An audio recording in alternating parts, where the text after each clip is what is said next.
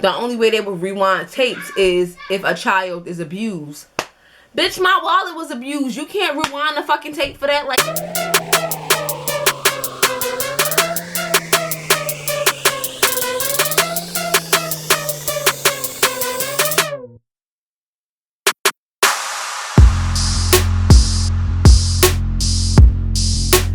this is Riyah. Welcome back to my motherfucking channel, and it is a second day of Ryday. It's a story time weekend, which you guys know if you watched my story time from yesterday, where I had a horrible, experience at the Brazilian. I keep saying Brazilian waxing. I watched that video over last night, and I'm like, damn, I said Brazilian waxing like 8 times, but it's the European waxing. Everybody's Jose in the background talking. Y'all remember somebody so aggravated, but you just like, you can't do nothing with them. They just gotta aggravate you. That nigga right there. So because it is a story time weekend, and today we are gonna have another writer, so let me go ahead and pick you right now. Okay, so the featured writer of today is going to be Marianne Abdul, and this is her right here. And I picked her because she was really, really cute. And her, what is that called? Is that called a hijab? And she got the little filters over it. It's so cute. So she's going to be our featured writer for today. Let's give it up for Marianne Abdul. And let's give her that good old writer dance.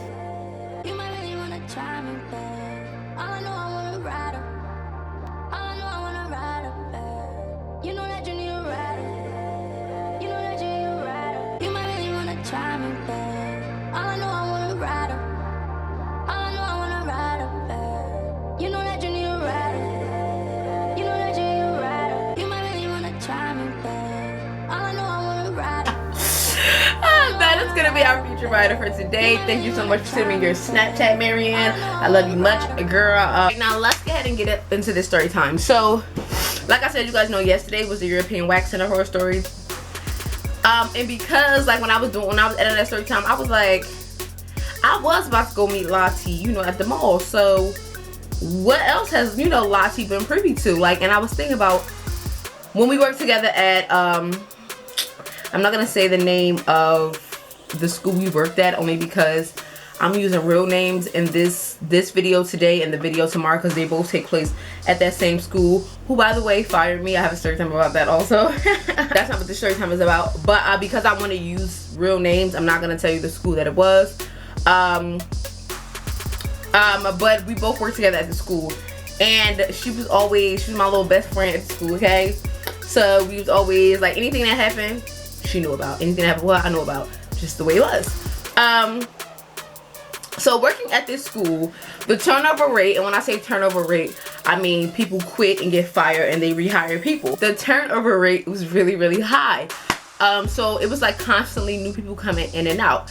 Now I was a teacher in the toddler room, and Lottie was a teacher in the prepper room. So while all our rooms were always filled, because there were 2 teachers in her room and then I was a teacher in the room with me, we had floaters, and the floaters always came in and out, but you always knew who you could trust and who you couldn't trust. Any job that you at, you don't want to feel uncomfortable because you're leaving your stuff around, and you just don't want to feel uncomfortable. But in my classroom it was me and Monica, and then in Lottie's classroom it was Lottie and Diane, and then Lottie was not prepper. What the hell am I talking about? Toddler.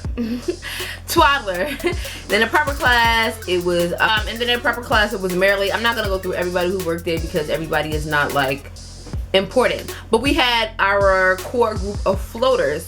There were the Sams who were in high school. No, one of the Sams were in college.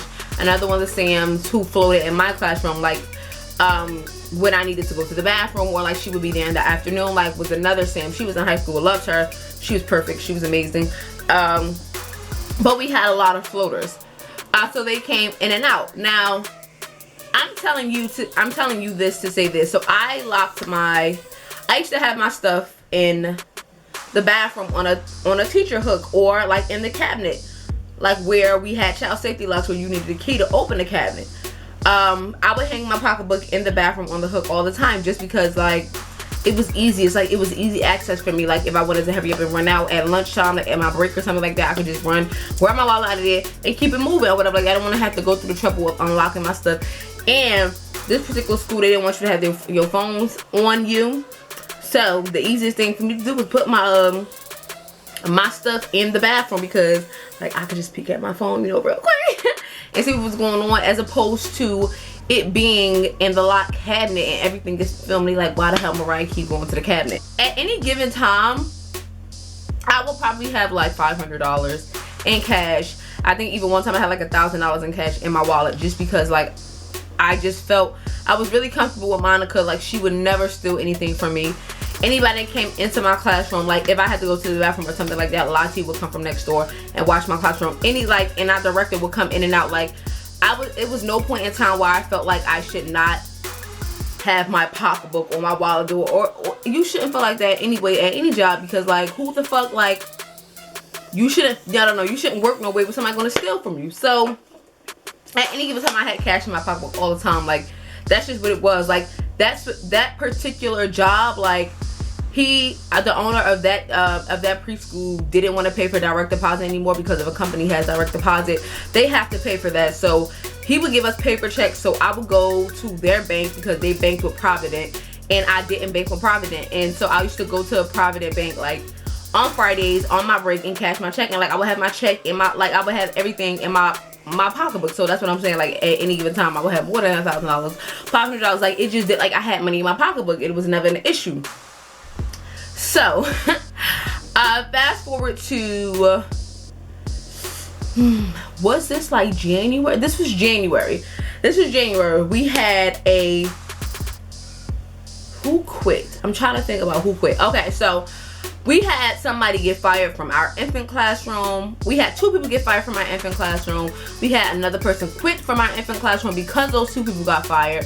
We had somebody quit from our preschool 1 class. We had a bunch of people quitting. So then in turn, they of course had to hire a bunch of floaters just to accommodate, like classes have ratios. So they hired a woman named Danielle. When Danielle first came in, she was super cool. Like, and this is her actual name. I'm using all actual names here. She was super cool. She started in the toddler classroom because I think Latiana was out sick for like 3 days. And when she was in the toddler classroom, the person who worked with Latiana, what is her name? Diane. Diane. The person who worked with Latiana, Diane, was like kind of training Danielle. And I remember Danielle used to be complaining about her like every day. Like Danielle would come to my class and like float in my class, like when to relieve me or something like that, or like when I needed an extra person in there to fulfill ratio. She would come in the classroom and she would just like complain to me about Diane. Like complain. Like for some reason I'm a sounding board for people, and I really don't want to be, although that do like, you know, keep me abreast on all the drama that's going on at the jobs. But she would come and complain about Diane, about how Diane overworked her and how Diane did da-da-da-da-da. And this is another situation, y'all, with somebody telling me about their whole fucking life. Like I really don't care. She was nice. She was nice. That's what I thought. Like I felt like she was nice. Did I want to hear about how her boyfriend was locked up? Let me tell you about this lady. Like she was telling me about how she had like a, I want to say he was 9-year-old. She had a 9-year-old son. She was white. She had really bleached blonde hair. She had a 9-year-old son, and how she met a man in East Orange. Mind you, she lived where I taught at. It was predominantly white, and it was a white neighborhood. Like where she lived, it was like barely any black people. Like I probably had 1 black kid in our school. 3 if you include Aiden and Ethan. So she was telling me how, you know, she went to East Orange one day and she met this man, and how now he's locked up. Now he's locked up, and he keeps like calling her every day, making her put money on his books and like running her phone bill up. Y'all, I don't know why people tell me their whole life. Like I really didn't care, but because like that was where I was working, I was trying to be nice to her. Like, you know what I'm saying? I'm trying to be nice. Like I'm trying to listen, but really I didn't care. And that was Diane's quarrel with her. Like she wanted to talk so much. And remember, take note to what I said yesterday. When somebody always talking so much, they trying to overcompensate for something. They trying to hide something, I feel like, and that's been true in my past experiences. Like, people be trying to hide shit. Every time it was time to work or like clean or do anything, like, she just talking, and then shit don't get done. And Diane had to like kind of wow on her, whatever, like that. So I caught the flu. It was like a Sunday I caught the flu, and I was out Monday, Tuesday, Wednesday. While I was out Monday, Tuesday, Wednesday, she has to float in my classroom with Monica, who was another teacher in the classroom with me. Now, Monica is so different from Diane. Like, Monica, when I tell you her cleaning is like, she is very, very strict and a stickler. Like, you have to have a certain type of personality to work with Monica. I worked well with Monica just because, like, everything was equal. It was just like I worked well with her. Not everybody was working well with Monica like previous to me. Like, people would just like quit because of Monica, or like, oh, she has me doing too much work. When all in reality is not that much work, because you get paid a certain amount of money to do certain things, like to do lesson plans, to like, you get paid for that. So that Danielle was floating in my class for like 3 days. In the midst of this 3 days, oh my god, her and Monica, y'all, like, they became arch nemesis. Like, they just did not like each other. Like, Danielle was complaining, Monica was complaining, but Monica's niece was the director of the school. So it was like, okay, you can complain about me, but I'm gonna hear everything that you say. But so she was complaining about her, so I came back to an earful, y'all, an earful full. I came back on that Thursday, and Monica was telling me stuff, Danielle was telling me stuff, Diane was telling me stuff, Lottie was telling me stuff, Marilee was telling me stuff. It was just like telling me stuff. But like, Danielle was saying, like, I didn't think Danielle was last because she kept saying, like, I don't think I can do this, Monica is this, I don't think I could do this, oh my god, Riyah, when you're not here, like, or in the morning time, Monica would come in at like 6:30. I didn't get in until 9:30, I think, when class started. But during that morning time, Danielle had to be there early too, to be in my classroom. So that time, like that point, though, that time, like, they would have to spend together each day. So it was like every day it was a problem. So Thursday I came in, they told me that. Friday was all that. The weekend passed, Monday came back, and it was still an issue. It was an ongoing issue.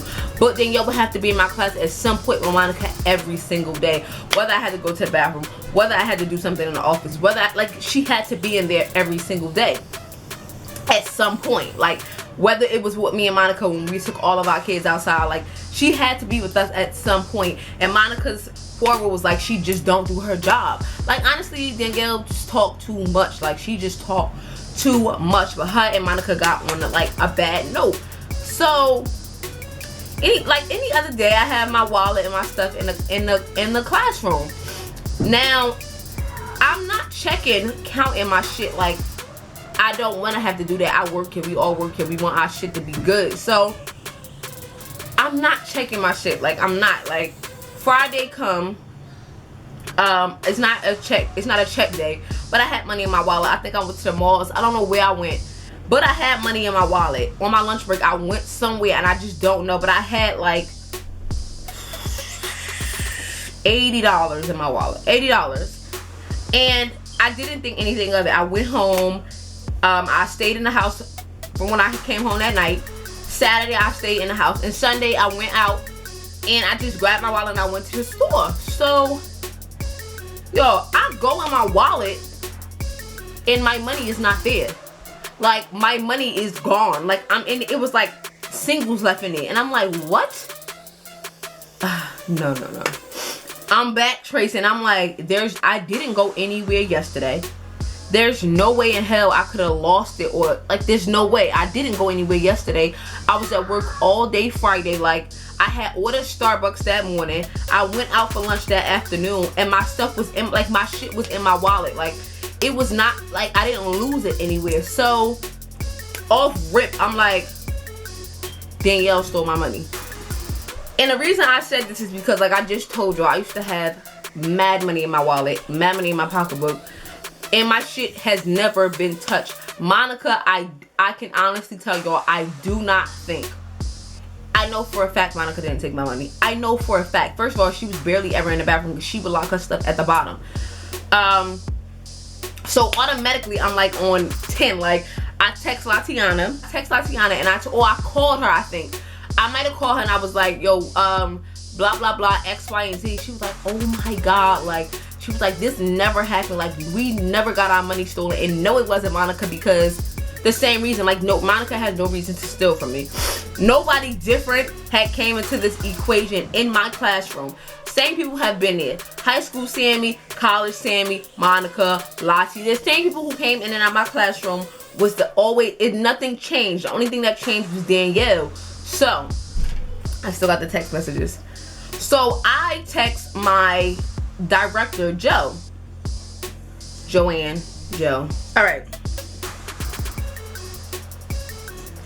Alright, so it was $70, not $8. I text her, it was like 7:50 p.m.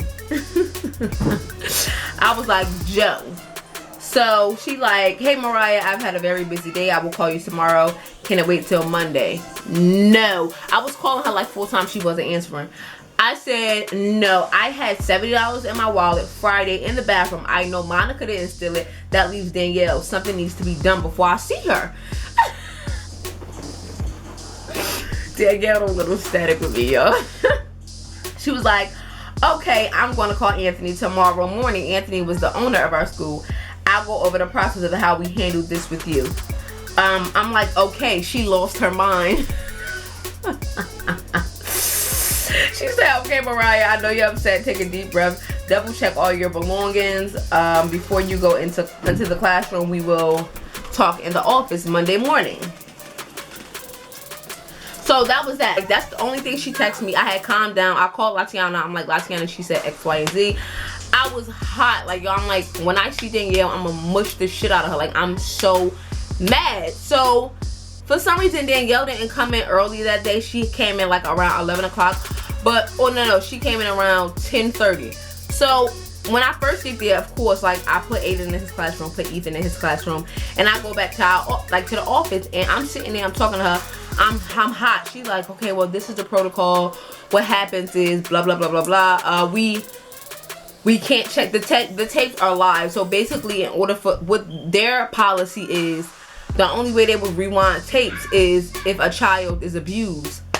Bitch, my wallet was abused. You can't rewind the fucking tape for that. Like, somebody actually stole from me. She's like, well, I'm gonna get a statement from you, I'm gonna get a statement from Monica, and I'll get a statement from Danielle, so it don't seem like we're accusing anybody. And then Joe was like, well, I know Monica didn't take it. I know Monica didn't take it anyway. I knew you saying that because that's your aunt, but I know she didn't take it because I know Monica as a person. So of course I go in the classroom, I tell Monica, like, Monica's like heated, like, no, Mariah, that's why I keep telling you to put your stuff, lock it up in the cabinet. Like, she was mad about it. So Danielle comes in. She checks in the classroom with us. Joe calls Monica into the office, like, oh, can I talk to you? So Monica goes in there, she gives her spiel or whatever like that, whatever happened. Monica comes back. They call Danielle into the office. Danielle goes and she comes back, she looks annoyed. So I'm looking at her, I'm looking at her like this, like the whole time. Now I don't want to get fired, so I'm not gonna smack this bitch in her face. But Monica's like laughing at me. Like, every time Danielle turn around, Monica laughing at me because she just see me looking at her like. So they call Monica ass back to the office. I'm like, first of all, I didn't want to be left alone with her, and I told Joe that morning. I'm like, I don't want to want her in my classroom. She's like, I don't know if we can avoid that just because we low on employees. I don't fucking care. So they call Monica back, and when Monica, as soon as Monica leaves out, she like Danielle like, yo, I'm so pissed off. Like, first of all, why are you talking like that? But she was like, I'm so pissed off. And I'm like, for what? She was like, I go into the office. Mind you, if you go in the office, you're not supposed to say what you talked about. I went into the office, Joe called me into the office, and somebody's money got stolen. And I know Monica blames it on me because I know it was, like, I know Monica said it was me. Like, I know she said I stole the money. First and foremost, why are you telling me that? Second of all, I'm like, actually, no, it was my money that got stolen. She called me into the office too before you came here.